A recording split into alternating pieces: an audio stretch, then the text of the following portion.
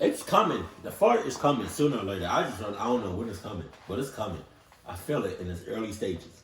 Sup? Yep. Is that a movie theater? Yeah, it is. That's small ass movie theater. It's hey, what's the best movie theater to go to? I feel like to me it's AMC. I kind of like regional, but I like AMC the best. Yeah. What's the best movie theater to go to? When I was around the age of 9, every Thursday over the summer months, my grandpa would take me to the movie theater to see whatever new movie was out at the time. Because we would typically go in the morning to early afternoon, there weren't usually that many other people. In fact, this one time we had the whole theater to ourselves. I remember we picked out 2 seats in one of the back rows. Oh God, I can see it. I can see it now. It's about to be a mother clucker. In the junk, it's about to be somebody in that mother clucker. And if I was them, I'd be shitting bricks. Ah man. I'll be sitting right there just shitting. Liquid shit, hard shit, green shit. Well, I mean, I would just be sitting there, not moving. I would just be continue shitting. I guess we saw those as the best seats in the entire theater. I don't exactly remember what movie we were watching. This was a very long time ago. As we continued watching it though, no one else showed up. Typically, you'll get a few late people funneling in shortly after the movie has already started, but this didn't happen. We genuinely had the entire theater to ourselves. At about the halfway point in the movie, my grandpa had to use the bathroom. Not wanting to interrupt me watching it, he let me stay by myself while he was gone. Okay. Around 30 seconds after he left, I could see someone walk into the theater out of the corner of my eye. I turned my head to see who it was, as I really didn't think my grandpa would have been that fast. It was a man in probably his early 30s wearing one of the striped employee uniforms. We locked eyes for a few seconds. He then walked over to the emergency exit and propped it open with something, leaving a clear stream of daylight shining in the room. Oh my God. After that, he walked back up to... What movie theater was this? Because best believe I'm not going there.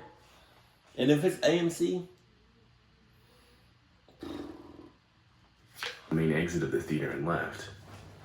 I remember at the time not thinking much about it. I wasn't bothered by it at all, actually. Wow. My focus was shifting back towards the movie when the light from the door suddenly grew. I looked back over at it and the door was now wide open. Another man had opened it from the outside. He proceeded to shine a dim flashlight in the theater, looking around. Eventually, it landed on me. He then turned it off and started giving me that finger gesture, indicating me to come to him. Now, again, you have to remember, I was around 9 years old at the time. I did pretty much anything any adult told me to. I had never really been given the talk about not trusting strangers. You have to understand that back then was a much different time. No. Strangers weren't really made... No. So what? So what? Strangers will forever be strangers. There's no, like, back then, oh, it was different. Or now it's different. No. Strangers will forever be strangers. You gotta watch out for the motherfuckers at all times. I don't care if they come off wholesome, nice. No. Hell no. That could be a setup. I don't trust people. There it is. I do not trust people. No, even back in the BC era. You know what I mean? The strangers back then, it was always strangers has always been here and will always be here. You know? And strangers come in all different shapes, sizes, and forms. You know? Not just me. What you talking about? To be as much of a concern as they are today. So I got up out of my seat and started walking down towards the exit door. The guy introduced himself as John and was really friendly, or at least that's how he was trying to come off as.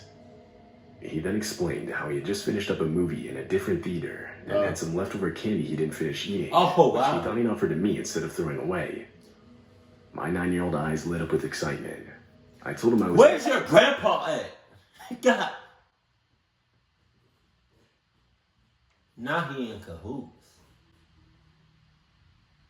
Cause your grandpa taking a mighty long time, don't you think? Don't y'all think he is? I feel like he is. I feel like the grandpa is either dead or he in cahoots. Cause the grandpa should have been back. It's been 30 minutes now, grandpa. What you doing? Come on, grandpa. Not you in cahoots. Dead. He then explained to me that all the candy was in his trunk. He grabbed my hand with a firm grip and started leading me to the only car in this secluded off parking lot we were in that was on the back side of the building. As we got closer, he reached... Ain't no employees taking a break right now? In the back. Nobody see what's going on? That's cat. his pocket and grabbed a set of keys which he used to open the trunk of the car. The lid to the trunk opened and revealed an assortment of different candy bars. He told me to crawl inside and pick whichever ones I wanted. Why would I crawl inside if... I hope y'all can see this. Yeah, y'all can see this. Let's say this right here is about the length, to his trunk. Like, I could literally, reach my arm and go. Why would I crawl right into it if I can just reach it? Come on with it. Hoes, hey. Can you open this one? Where is it?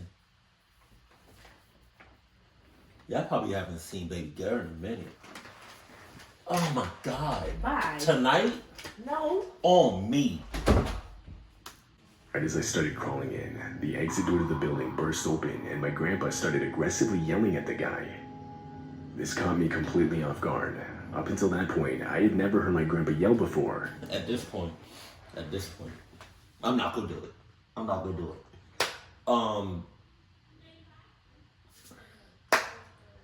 You right, you basically in the trunk. So, Grandpa should just go back to finishing his movie because he definitely get goals. And just let it be. In reaction, I backed away from the trunk. The guy then ran over to the driver's side door, got in, and floored it onto there with the trunk still open, all in a matter of seconds. I started crying, not realizing at the time what had really just almost occurred. My grandpa, now in a comforting voice, tried to calm me down. Nowadays, I can only imagine the stress he went through when he returned from the bathroom just to see I was no longer there. I would later learn that the only reason he knew where I had gone was because the guy had left the exit door propped open just a crack after luring me outside. My grandpa called the cops shortly after the incident, but the car I was being lured into had no plates on it. On top of that, it was an extremely common car to see on the road at the time. So, while he did give a description of it, it was ultimately never found. He of course gave a description of a Lily saw the man too, but he was also never found. As for the employee that had originally propped open the door from the inside, after further investigation, it turns out that man was never an employee in the first place. Therefore, he too was also never found. Fortunately though, this was a one-off occurrence. It was never tried on any other children in the building that day, or at any point as far as we were told. But wait a minute though. You opened an emergency door. Wouldn't that make some sort of notification or alert? This movie theater, wherever they at, that's not it. That's not it. I'm actually pretty sure they installed an alarm system for the emergency exits after that. I'm saying. But I'm not entirely sure, as we've never been back to that movie theater after this.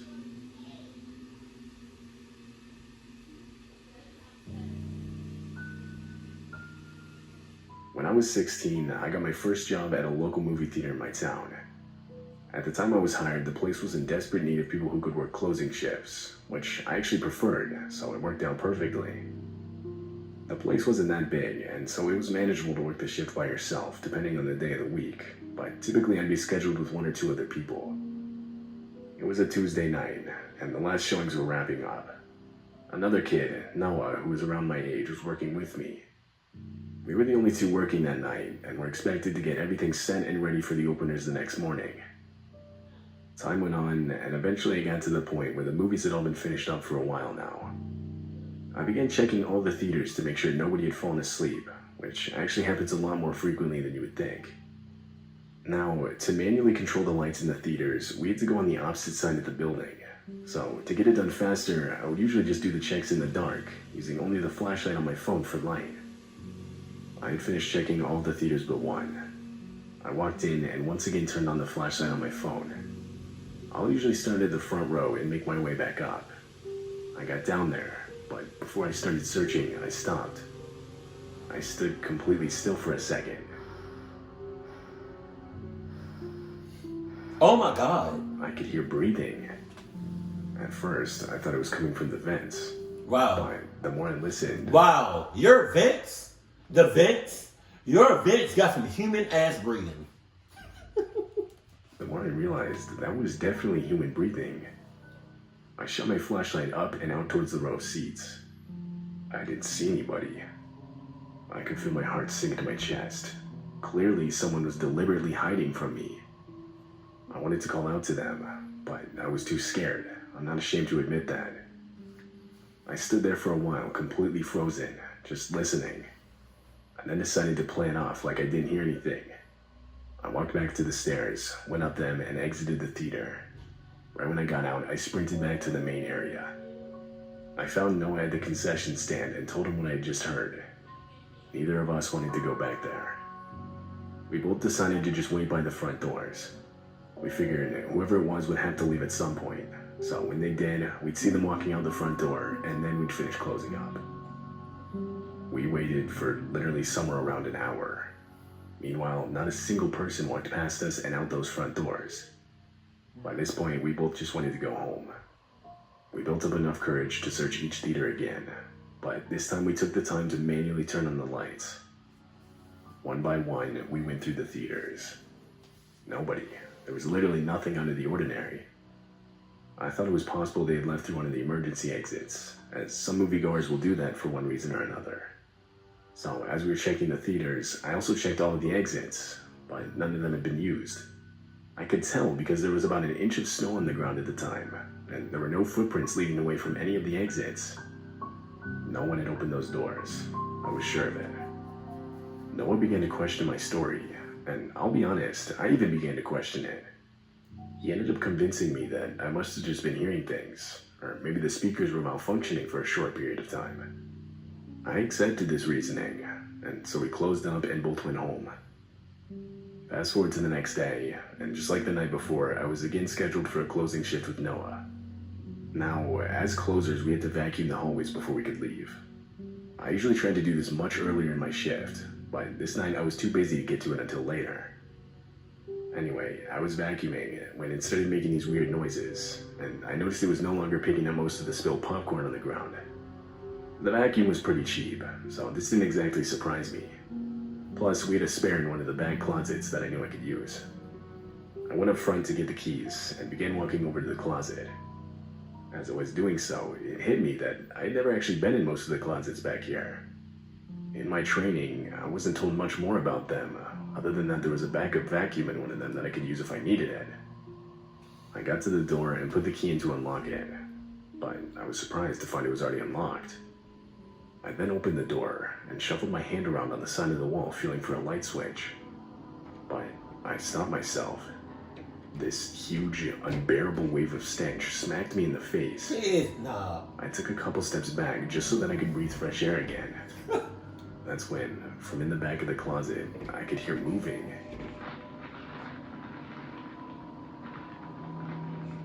You better haul It ass. sounded like something was rustling around back there. Better haul ass.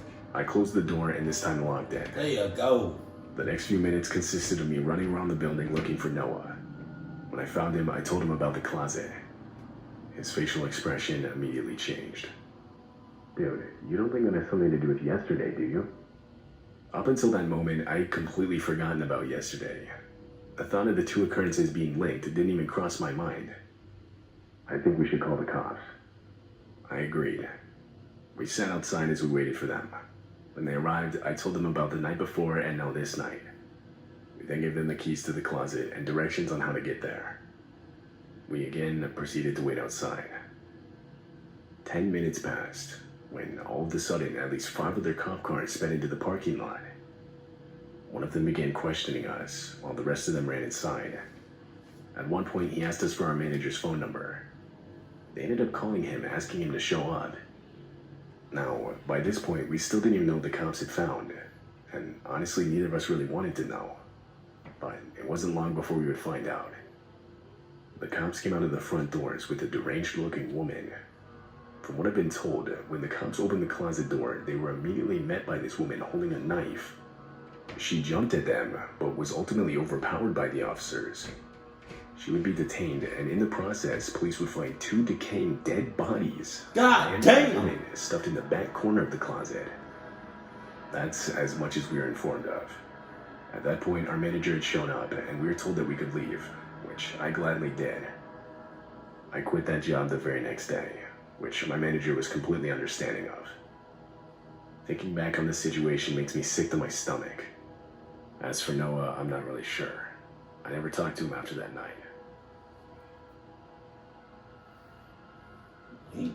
What are the chances that he was in cahoots?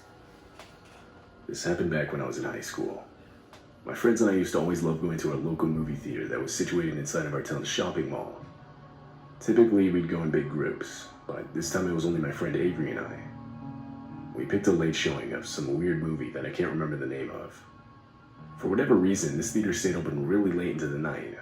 I don't know why, as it didn't get much, if any, business past, say, 11 o'clock. Well, other than ours, of course, as we'd always pick the latest showings. As I expected, when we arrived, there was no one else in the theater.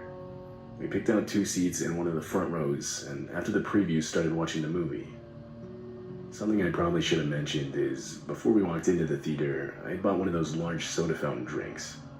I really shouldn't have done this, though. It wasn't even a quarter way through the movie when I really had to use the bathroom. I told Avery and got up to go do so.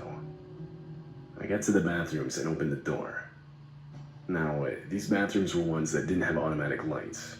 You had to physically turn on and off the light switch yourself. The lights were off, so I was surprised to see someone inside when I walked in. Hell no! It was a man. I couldn't tell you how old he was. He was just standing sort of next to the sinks, in what was only a second ago the complete dark. We made short eye contact for a second before I went to go do my business.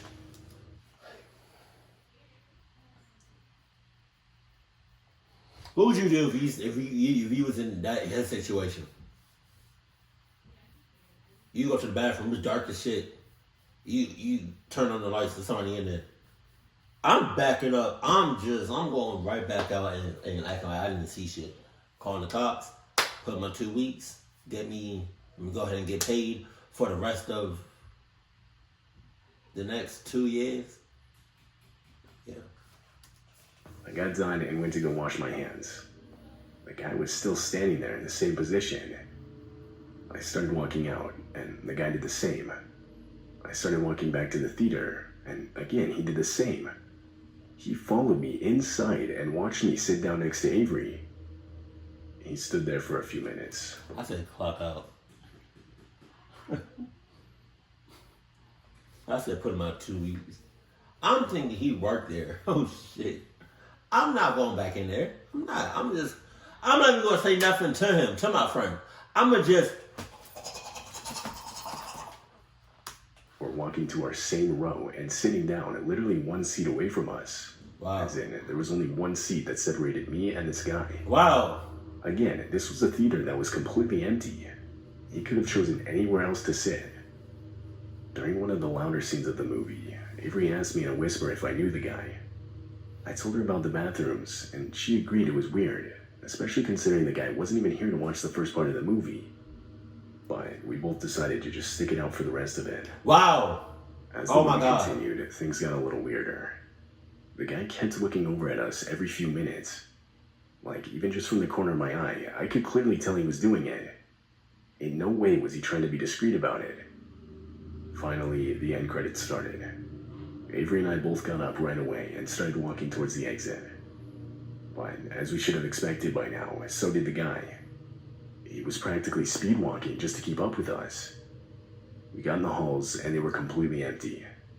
I didn't even see any employees, so we just walked as fast as we could out of the door and towards our car in the parking lot.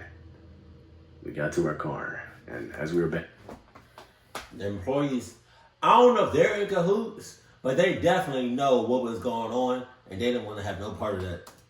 up, we saw the man get in a blue Dodge Charger. I sped onto the parking lot and drove towards the nearest main street. I told Avery to keep a lookout to see if he was following us, but he was already gone. As far as we could see, there was no one else out on the road but us. A wave of relief hit us. We started talking about how scary that was. Like, that guy was clearly following us.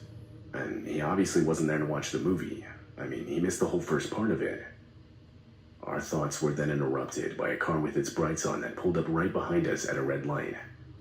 We both looked back to see if it was the same blue Dodge Charger, but we couldn't tell. All we could see were these blinding headlights. That's when the driver's side door swung open and a man started running full speed towards our car. It was the same guy from before. He started aggressively yanking on our car's door handles. The fact that y'all didn't just run that light is beyond me. It's beyond me. Like, you see somebody haul ass into your car on some get out shit. You not, man, come on. They eventually pulled out a knife and began jabbing at one of the windows. I slammed on the gas, running the red light before he could break it. I turned right onto the next street and started making random turns to lose the guy. Fortunately, this seemed to work. We both sat parked on the side of the road for a few minutes with the car lights off, catching our breath. We waited a long time before continuing on towards our houses. That shit looks like a face. Am I tripping? It looked like a face opening. It looks like a face that's opening his mouth. Look. I turned right onto the next street and started making random turns to lose the guy. Fortunately, don't it look like a face? You got the eye, you got the nose, you got the mouth, you got the whole head right here with some hair on the top. And then while we playing, it kind of looked like this right here is his arm. That's his thumb. It's like he's doing this or this. But watch the mouth. Just the mouth right here. That's the eyes, that's the nose, that's the mouth. Why look like the mouth open and watch? To work. We both sat parked on the side of the road for a few minutes with the car lights off, catching our breath. You see?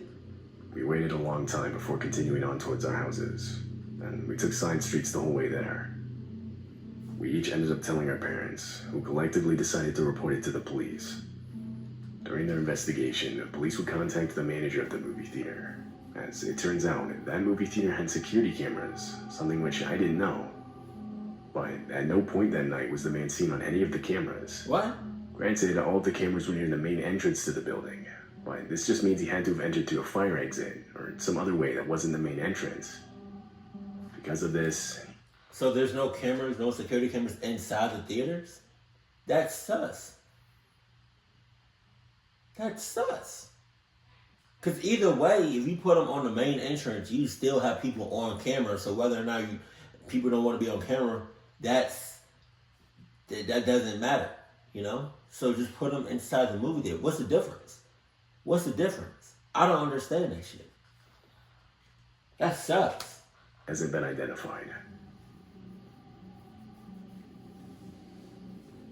Just so long as none of these movie theaters that he just told stories on is AMC, then I'm good. If it is, then I'm not good. Because AMC, that's where it's at. Keep cool, keep classy. And I love you. Stay happy, my family.